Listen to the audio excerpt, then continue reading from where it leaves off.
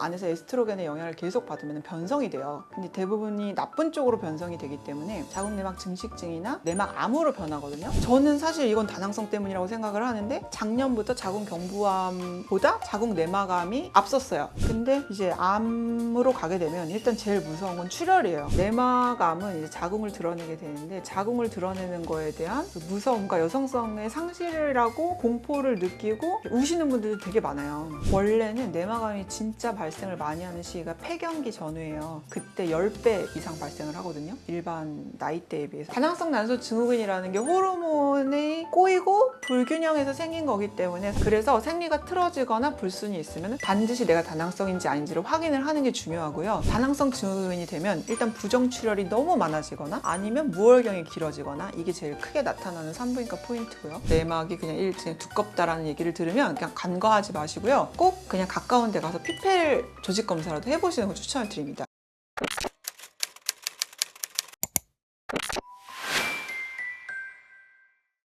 안녕하세요. 당신의 리즈 시절을 돌려드리는 마이리즈 스토리입니다. 얼마 전에 다낭성 난소인 분인데 무월경이 너무 길어서 피폐를 했더니 아데노카시노마가 나왔습니다. 저희 병원은 아닌데 저랑 맨날 통화를 하는 제 동기가 있거든요. 그분이 성경험이 없는 분이어가지고 피폐를 할까 말까 되게 망설였는데 내막이라는 건 원래 35일에서 40일에 한 번씩 무너지게 설계가 돼 있잖아요. 생리라는 게. 근데 그게 무너지지 못하고 안에서 에스트로겐의 영향을 계속 받으면 변성이 돼요. 근데 대부분이 나쁜 쪽으로 변성이 되기 때문에 자궁 내막 증식증이나 내막암으로 변하거든요. 근데 저는 약간 다낭성도 현대병이라고 생각을 하는 게 우리가 맨날 컴퓨터 화면을 보다 보니까 블루라이트가 멜라토닌이라는 수면 리듬을 깹니다. 그것부터 이제 무너지기 시작해서 안에 이제 호르몬들은 다 연결이 되어 있기 때문에 멜라토닌부터 깨져가지고 여성 호르몬까지 깨지는 루트가 굉장히 흔해요. 그래서 저는 약간 현대병이라고 생각을 하고 말씀을 드리기도 하는데 저는 사실 이건 다낭성 때문이라고 생각을 하는데 작년부터 자궁 경부암보다 자궁 내막암이 앞섰어요. 내막암이 더 많아지기 시작했고 자궁 경부암이 굉장히 이제 크리티컬한 질환으로 알려져서 우리나라에서도 이제 가다실 삭단은 무료로 국가에서 맞추고 되게 노력을 많이 했잖아요. 근데 지금 사실 현재 경부암은 이제 가다실 국가로 인해서 많이 사라진 상태고 정말 많이 없어졌는데 내막암이 올라가는 게 굉장히 가팔라요. 사실 유방암이랑 자궁 내막암이 지방에서 에스트로겐이 분비가 되기 때문에 비만과 더불어서 현대병으로 저는 보고 있거든요. 아까도 다낭성 난소 어떤 분이 오셨어요. 근데 엄마도 다낭성이었고 언니도 다낭성이었는데 다 임신했고 그분의 집에서는 3개월에 한 번씩 그냥 생리해도 다 그러려니 한다 이렇게 얘기를 했는데 너무 충격을 제가 받았죠. 요새 이제 내막암 굉장히 많아지고 있고 유도해서 없애야 된다 뭐 이런 얘기를 해도 사실 잘 듣지를 않더라고요. 일반인의 다낭성 난소라고 한 번 진단받은 분은 내막암으로 전환되는 게 일반인의 2.7배예요.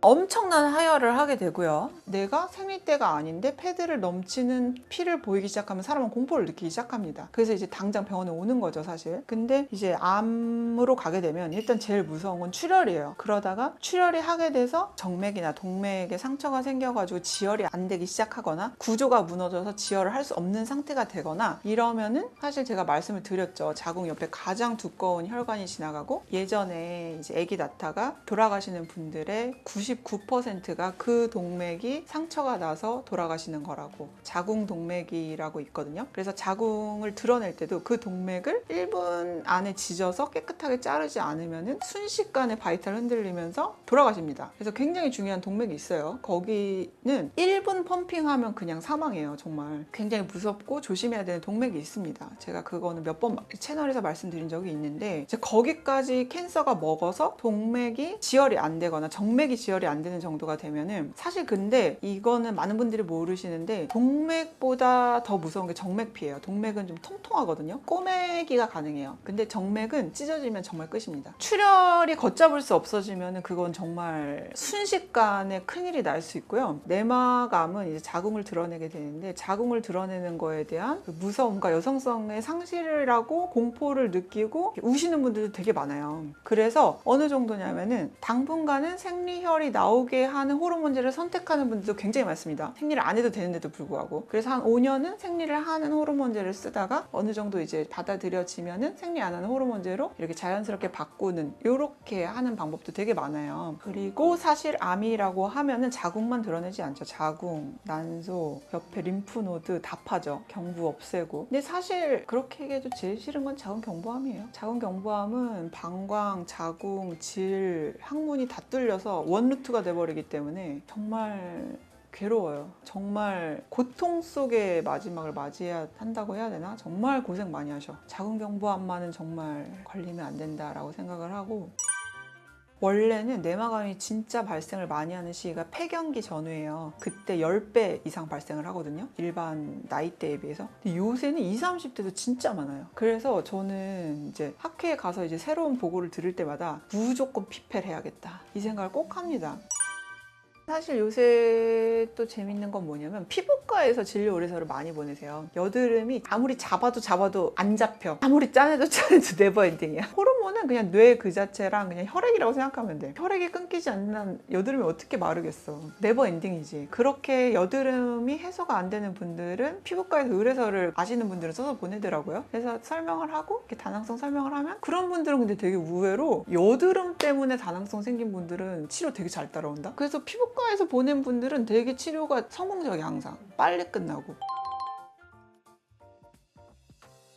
최소 6개월. 왜냐하면은 이제 골수에서 적혈구를 만들어가지고 그 적혈구가 내 몸을 돌아다니는 게 3개월이에요. 최소 3개월은 피가 갈리는 게 3개월이라고 생각하시면 돼요. 그래서 한 바퀴 갈리고 한 절반 갈리고 나서 한 번 또 갈리고가 6개월이라고 생각하시면 됩니다. 그래서 호르몬이 뭔가 안정이 되려면 6개월은 쓰셔야 돼요.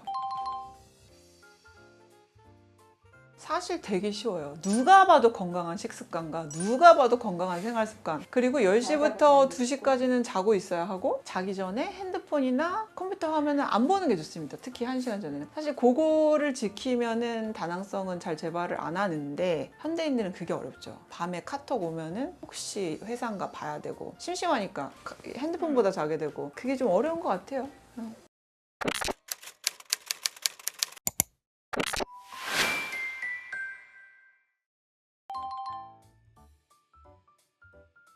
많죠. 대부분 비만이에요. 다낭성인 분들은. 비만 클리닉에서 비급여로 쓰는 약물도 사실 다낭성 치료제로 많이 씁니다. 살 잘 빠져요. 컨디션도 좋아지고, 당 조절도 되고, 혈압 조절도 되고. 다낭성 증후군은 정말 큰 개념이에요. 증후군이라는 거는 몇 가지의 증상을 다 포괄하는 큰 신드롬이라는 뜻이고, 그 안에 다낭성 증후군의 증상 중에 무월경이 있는 거죠. 무월경, 물만 먹어도 살찌는 거, 당 조절 안 되는 거, 수면 리듬 깨지는 거, 뭐 이런 여러 가지 증상이 있는데, 그 중에 하나가 무월경 또는 심한 부정출혈인 거죠. 무월경은 증상이고, 이걸 다 포괄하는 개념이 다낭성 증후군입니다. 많아요. 왜냐면 페마라나 클로미펜이라는 배란 유도제를 많이 쓰거든요. 그러면 이제 배란이 동시에 이제 2, 3개가 되기도 하니까 뭐 쌍둥이 많이 생기죠. 배란 유도제 쓰면 쌍둥이 되게 많아. 요새 난임 부부가 많아가지고 쌍둥이, 셋쌍둥이 많잖아. 그거는 다 그 배란 유도제 써서 그래. 지켜보고 오는 게 좋아. 너무 일찍부터 외인성 호르몬제가 간섭을 하기 시작하면은 HPO 액시스가 흔들려. 그러니까 발달을 못해. 발달을 해야 될 시기에. 그러니까 만약에 초형 때 좀 이상하다 싶으면은 뭐 피임약을 그냥 부스팅을 해서 한두 달 먹는 건 괜찮거든? 근데 나는 한 18살 이상이 난 것 같아. 제가 사실 다낭성 난소 증후군은 한 영상에 다 전달드리기도 어렵고, 사실 다낭성 난소 증후군이 어느 정도로 어렵냐면, 얼마 전에 이제 어머니랑 따님이 오셨어요. 그분들은 정말 열심히 수첩에 적어가지고 막 공부하시는 분이야. 근데 6개월이 지나도 랩이 정상이 안 돼서 또 지금 한 12차 하시는 분이거든. 근데 와서 솔직하게 어머니가 말씀을 하시는 거야. 자기 이 랩을 이해를 못 하겠대. 이게 의사들이나 알지, 아무리 설명을 드려도 모르시겠다는 거지. 다낭성 난소 증후군이라는 게 이게 호르몬이 꼬이고 불균형해서 생긴 거기 때문에 사실 굉장히 많은 피 검사를 하고 그걸 설명을 드려도 실제로 약을 먹고 있는 본인도 이게 뭔지 잘 모르는 경우가 되게 많아서 안타깝거든요. 사실 원리는 되게 간단한데 저는 간단한데 이제 그게 전달하는 과정에서 좀 어려운 것 같아요. 그래서 제가 다낭성 난소 증후군을 자꾸 말씀드리는 이유는 뭐냐면 이게 약간 현대병이라고 저는 생각하기 때문에 특히 블루라이트나 컴퓨터를 많이 쓰는 환경에서 다낭성 난소 증후군은 점점 많아질 수밖에 없습니다. 그래서 생리가 틀어지거나 불순이 있으면 반드시 내가 다낭성인지 아닌지를 확인을 하는 게 중요하고요. 다낭성 난소 증후군을 진단받으셨던 분들은 남들보다 내마감 위험도가 2.7배나 높습니다. 일반인보다. 꼭 담당 의사랑 상의해가지고 생리가 너무 무월경이 길어지면 유도주사를 맞거나 피임약을 먹어서 조절을 하시는 게 좋고요. 그리고 다낭성 증후군이라는 건 왜 증후군이라고 부르냐, 다낭성인 것 자체로 끝나는 게 아니라 몸의 여러 가지 내분비를 망가뜨리기 때문이에요. 다낭성 증후군이 되면 일단 부정출혈이 너무 많아지거나 아니면 무월경이 길어지거나, 이게 제일 크게 나타나는 산부인과 포인트고요. 그 다음에 수면 리듬이 깨져서 자도 피곤하고 면역이 뚝뚝 떨어집니다. 그리고 당 조절이 안 돼가지고 젊은 나이에 당뇨 오게 되고, 물만 마셔도 살찐 체질 되고 붓게 되고요. 그리고 간 수치 나빠지고 여드름 생기고 다모증 생기고 이렇게 많이 생길 수가 있거든요. 근데 이런 지엽적인 포인트만 가지고는 내가 다낭성인지를 모르기가 되게 쉬워요. 그래서 결국은 이제 피부과에서도 여드름이 되다 안 되면 산부인과를 가봐라라는 이렇게 거꾸로 오는 상황까지 생기는 건데요. 많은 여성분들이 다낭성 난소에 관심을 가지고 제가 말씀드린 것 중에 뭐라도 해당되는 게 있으면 다낭성이 내가 혹시 아닐까 체크를 해보시는 것도 굉장히 중요합니다. 왜냐하면 내막암이 자궁경부암을 넘어서기 시작했어요. 작년부터. 내막에 대한 건강이 굉장히 중요하고, 만약에 내막이 이상이 있다고 초음파에서 얘기를 했으면은 적극적으로 피펠 검사를 하는 것도 중요합니다. 피펠은 사실 그렇게 아픈 검사도 아니고 외래에서 간단하게 할 수 있으면서 결과를 알 수 있는 되게 좋은 검사예요. 근데 뭔가 조직 검사라고 하니까 되게 큰 검사 같고 무섭고 좀 회피하는 그런 마음도 들어서 큰 병원 가볼게 하고 끝나는 경우도 많은데, 놓치는 경우들도 많아. 내막이 그냥 두껍다라는 얘기를 들으면 그냥 간과하지 마시고요. 꼭 그냥 가까운 데 가서 피펠 조직 검사라도 해보시는 거 추천을 드립니다. 왜냐하면 내막에 병이 생기는 게 폐경 전후에 10배가 증가해요. 내막 폴립, 내막 증식증, 내막암이 생기는 게 10배가 증가하는 시기입니다. 왜냐면 여성 호르몬이 너무 널뛰기 때문이에요. 내막이 두껍다, 출혈이 있다 하면은 담당 의사와 상의하에 피펠을 권하면 조직 검사까지 하시는 게 굉장히 안전합니다. 그렇게까지 하시는 걸 추천을 드리고요. 날이 가면 갈수록 다낭성 난소는 너무너무 많아지고, 그리고 내막암도 많아지고, 제가 이제 요새 느끼는 바가 있는데 요새 저출산이 굉장히 심각하잖아요. 근데 저출산을 이제 자꾸 호미로 막을 걸 가리로 막는다는 생각이 드는데, 여성들이 건강하면 임신도 덜컥덜컥 잘 되고 그런 상황이 오는데, 이렇게 다낭성이 많아지고 부정출혈 심해지고 생리 사이클이 불안정하면 임신도 잘 안 돼요. 저는 이제 부인과에서 여성 건강이 탄탄해지는 것도 저출산을 극복하는 1번이라고 생각을 하거든요. 제가 이제 자꾸 다낭성을 말씀드리는 이유는 본인이 자기의 몸을 잘 아셔야 치료도 적극적으로 할 수 있고, 저는 그래서 다낭성이 너무 심한 분들은 너무 어린 경우에 어머니를 모시고 오셔라 이렇게 말씀을 드려요. 왜냐면